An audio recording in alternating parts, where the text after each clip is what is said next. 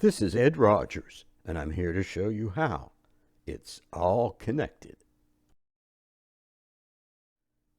After the shooting at the Colorado Planned Parenthood Center, predictably, our president immediately doubled down on the necessity of implementing gun control. For a proper perspective on this issue, let's take a quick journey back in time to our nation's founding. Ask people today what the reasons were for the American Revolution, and if you're lucky, you'll get that it's something to do with tea, or perhaps taxation without representation. It's likely you won't get one of the most important reasons: gun control. The British first imposed a ban on importing firearms and gunpowder. By the next year, it had escalated to a full-blown program of confiscation by whatever means were necessary. What started as a political war soon became much more than a war of words and ideas. The battle lines had been drawn. The assaults on Lexington and Concord by the British troops were a direct result of a failed attempt to seize one of the colonial militia's largest stockpiles of weapons and ammunition. After the War of Independence was over, the Second Amendment was drafted specifically to prevent any power from denying the citizens the right to protect themselves with firearms. Listen to what some of our founders had to say about citizens and their guns. Firearms stand next in importance to the Constitution itself. From the hour the Pilgrims landed to the present day, events, occurrences, and tendencies prove that to ensure peace, security, and happiness, the rifle and pistol are equally indispensable. The very atmosphere of firearms anywhere restrains evil interference. They deserve a place of honor with all that's good. That was by George Washington.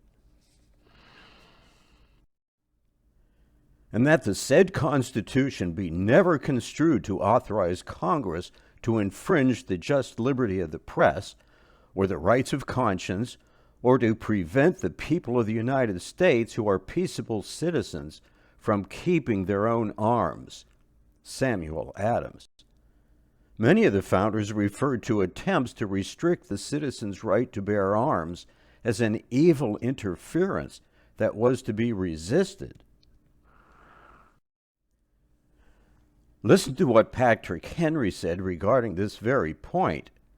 The great object is that every man be armed, and everyone who is able may have a gun. He also said, guard with jealous attention the public liberty. Suspect everyone who approaches that jewel. Unfortunately, nothing will preserve it but downright force. Whenever you give up that force, you are inevitably ruined. Some will argue that things are different today. We have the police to protect us. We don't need guns. It's their job to protect us. You'll probably be shocked to learn that a 2005 Supreme Court ruling stated that the police are under no constitutional obligation whatsoever to protect an individual from harm. What this means is that the police are here to catch bad guys after they have broken the law. The Second Amendment gives us the right to protect ourselves with firearms before the police arrive. Those, like our president and most on the left, who are trying so hard to take guns out of the hands of ordinary citizens, are trying to ensure that we are unable to protect ourselves. The question is, why? Their argument is that taking guns away from the people will somehow make us safer. The simple fact, however, is that those areas with the strictest gun control laws have the highest crime rates, like Chicago. This is only logical.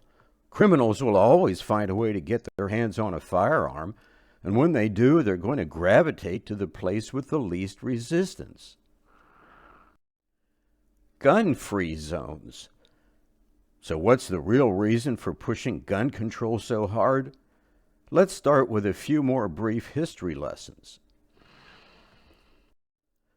We know of Hitler's extermination programs, but few people know that the first phase consisted of disarming the undesirables.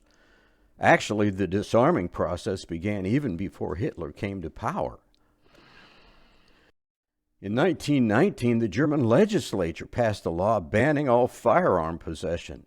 It didn't take long until the process escalated into full-blown confiscation. Eventually, the regulation was loosened, but only for a few selected groups. When Hitler came to power, he imposed new gun control laws forbidding Jews and other selected undesirables from owning or even possessing a gun. Once these laws were carried out, the slaughter began. Then there's Mao Zedong of Communist Red China, who took disarming before the slaughter to a whole new level. He expressed his governing philosophy in his infamous words, "Political power grows out of the barrel of a gun." Between 1915 and 1917, 1.5 million Christian Armenians were slaughtered, enslaved, or forced to convert to Islam by Turkish Muslims from the Ottoman Empire. How did this happen? Christians had been banned from owning firearms in Turkey. The citizens of North Korea have similarly been banned from owning guns, and look at how well that has worked out for them. Do you see a pattern here? Let's return to the question of the real reason behind the left's persistent push for gun control here in the U.S. Let's look at who we need protection from. Intruders, burglars, and others who are simply up to no good. Terrorists, this is becoming a greater threat every day. And sad to say, our own government. The first two are present threats. The third is rapidly becoming a reality, at least for certain groups, those labeled by Homeland Security as domestic terrorists. The failure of Obama's Justice Department to punish the IRS for targeting conservative groups is proving to be a preview of coming attractions. Now the DOJ appears to be partnering with the ultra-left Southern Poverty Law Center, which is widely viewed as an anti-Christian hate group. They have worked together to create a new czar position focusing on domestic terrorism, especially the alleged threat from Christians and Americans with anti-government views. Since you're watching this channel, this might include you. While ostensibly created to oversee domestic terror cases, critics and analysts are warning that the administration is plotting to target its political opponents with the full force of the federal government. According to Jay Sekulow of the American Center for Law and Justice, if you are a member of the pro-life community, the Department of Homeland Security has labeled you the most dangerous domestic terrorist. It's all spelled out in a document entitled Right-Wing Extremism. If you think the current Department of Homeland Security is working to keep Americans safe, think again. If you hold constitutionally protected views such as opposing abortion, you need protection from them. At the state level, a recent Colorado State Police training course instructed officers to be very suspect of people who take the Bible literally. Officers should be very careful of these people, the course taught, as they are at risk of joining the anti-government movement. Included in this group were those who believe America was founded on godly principles, Christians who take the Bible literally, and fundamentalists. Here's another case.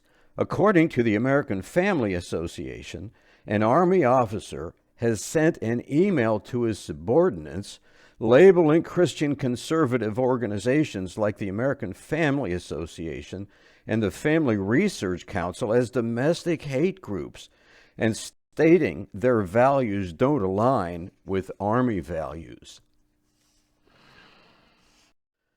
Back in May of 2013, the Pentagon released a statement confirming that soldiers who openly profess Christianity can now be court-martialed and may face imprisonment and a dishonorable discharge from the military, even if they are a military chaplain. Despite the reassurances of the president, he will not stop until he has disarmed America, identified the troublemakers, and through intimidation and internment, or worse, remove them from the scene. This is what gun control is really all about. When I wrote my novel Dragon Slayers several years ago, I had no idea that within a decade it would be more truth than fiction. It represents America as it is today. If you're interested in adventure fiction that mirrors the reality of our day, check it out on my website. And lastly, to lighten things up a bit, here's my thought for today. Why do I have to press 1 for English when they're just going to transfer me to someone I can't understand anyway? I'm just saying. Now you know. I invite you to check out my website at edrodgers.net, where you'll see my books, blogs, and newsletters. Until our next program, this is Ed Rodgers, showing you how. It's all connected.